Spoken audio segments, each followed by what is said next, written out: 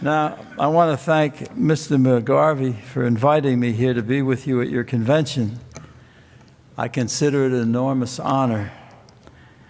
Your president invited me about 2 years ago to be with your convention, and I wanted to come, but unfortunately, a group of doctors had me hospitalized. So I'm happy to be here with you now. At my age, I'm happy to be anywhere here now. For over 60 years, I've been actively engaged with the union movement. I started in a factory in 1947. I began with Local 68 of the operating engineers, then with the AFL and the CIO, and finally with you people in the trades. All of this time, I have been primarily a parish priest, no more, no less. But let me tell you that in these days, it is not easy to be a leader in the church. It's difficult to reconcile real life and spirituality. Let me tell you a little story. For example, I had a friend who had to drive from Jersey to Florida. He came to South Carolina. He was tired, so he pulled into a small motel.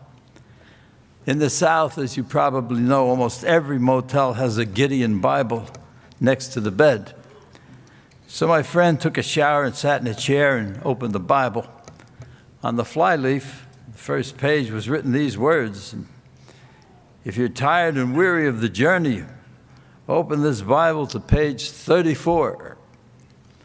The next sentence said, "If you're confused and are seeking words of comfort, turn to page 65. The next line said, "If you are lonely and depressed, turn to page 124. My friend felt lonely and depressed, so he decided to look at page 24. And at the bottom of page 124 were printed these words in pencil: "If page 124 doesn't do anything for you, call Ginny at 555-4624.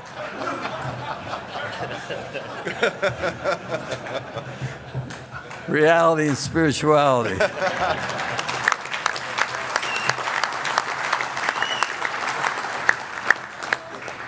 Now, of all the many trade associations I've been associated with, you, the building and construction trades, have been very special to me as a priest. First, I marvel at your skills and the works you have performed. Every day of my life, which has been spent in Hudson County, I see the cities, the highways, the roads, the bridges, the tunnels, the civic buildings, the museums, the theaters, the factories, the office buildings that you have built. I see your cranes on the skyline, and I am in awe. You should be exceedingly proud. You can say, honestly, we built America. You are truly a band of brothers, and now, of course, sisters as well. You are linked together first and foremost by your professionalism. All of your people have been through a long and difficult training to become a journeyman, a tradesman. You're proud of your skills, and that binds you together. Bill Mullen has a saying, it's become almost a motto in Jersey here for our trades. All we do is build, he says. Build is all we do. And for his people, that says it all. They concentrate on jobs and the things related to work. They avoid social issues that are not relevant to that work. They are united, one in heart, one in mind, and one in purpose. Yesterday, I watched intently at your video. I listened to that wonderful speech by your president. And then later on, I heard Terry and his friend go through all of the wonderful activities in the presidential report. And I said to myself, you see, That's exactly what Bill is saying in that small sentence. All we do is build. Build is all we do. You reflect a single-minded heart and a single-minded purpose, and nothing that is there is irrelevant. You may remember, some of you, that several years ago there was a great mass convention in Philadelphia run by the IBEW. I was asked to speak to some of you at that time. I was in a building, I think it's called the Liberty Building, the new building, standing facing the men, and behind me was a huge glass window. And through that window, they could see the Independence Hall. And I reminded the men of the fact that those signers of the Declaration of Independence pledged their lives, their fortunes, and their sacred honor to the cause of freedom. They were aware of the price they might have to pay. And I said to them at that time, you were like those men, bonded together for a cause. If you will grant me just a few moments, I would like to tell you what happened to some of those 56 men, those patriots who signed the Declaration of Independence. I have a purpose in that. I know you know about people like Jefferson, Franklin, Adams, and the others. But what about the other men? Well, this is a sad list. 5 signers were captured by the British, tortured, and hung as traitors. 9 of the 56 fought and died from wounds or hardships in the Revolutionary War. 2 lost their sons who served in the Revolutionary Army. 2 more had their sons captured by the British.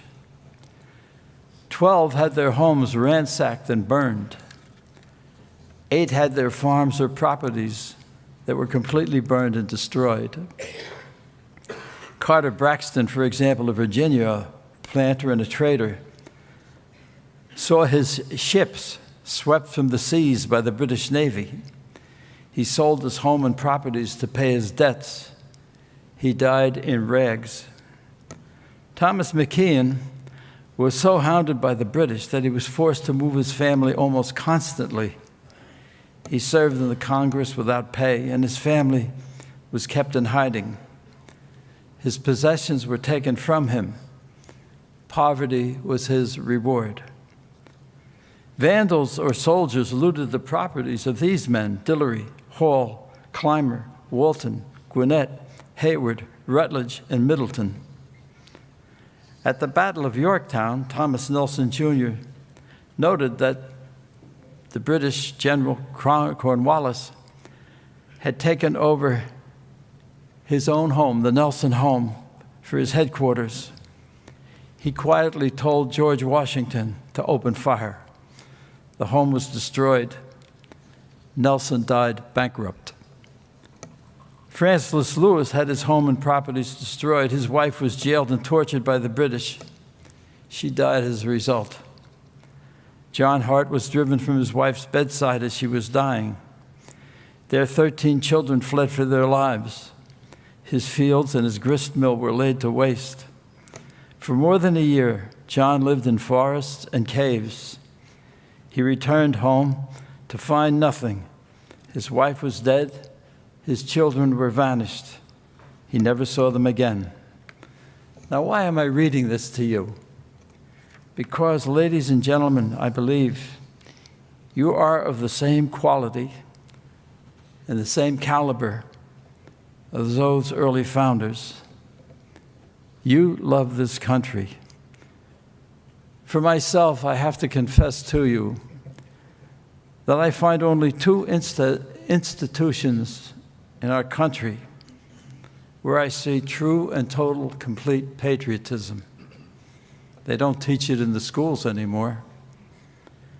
One is the military, where duty, honor, and country matter. And at this moment, our military is being decimated. The best generals are being sent home. Our finest fighters are being cashiered out of the Army. The other institution are you, the building and construction trades, have always stood firm for this country. I wish I could say the same about my Catholic Church, but I cannot. Over these last years since the Vatican II, the word Catholic has become meaning universal. So their interest is not patriotism for the United States. For too many Catholics, including religious priests and some bishops, this country is just another piece of ground on the face of the earth. And so the truth is, you are above all patriots. As a boy too young to serve in World War II, I knew of the Seabees, the construction battalions that were in the forefront of fighting. They did what was ever asked of them, no matter what the danger. The construction of pontoon bridges across rivers under enemy fire, the building of roads in jungles and runways for airplanes in swamps. Your fathers, your grandfathers went ahead, and they had this motto, if you'll remember: the difficult we do immediately, the impossible takes a little longer. And you stayed patriots during the Vietnam War, when mobs were burning the American flag. You flew that flag with pride from your cranes and buildings in defiance. I still get a lump in my throat when I see your flag flying from the cranes and the buildings throughout the state. When the liberals were reviling, spitting on the boys coming home from Vietnam, you accepted them and welcomed them into your organization with gratitude. That movement grew, and it's now called From Helmets to Hard Hats. And so my message to you this morning is just two words, or three really. Please stay the way that you are. America needs patriots like yourselves. America needed them in 1776. America today needs you more than ever. Please stay the same as you are. You are the lovers of our country. You are the builders of America. God bless you all.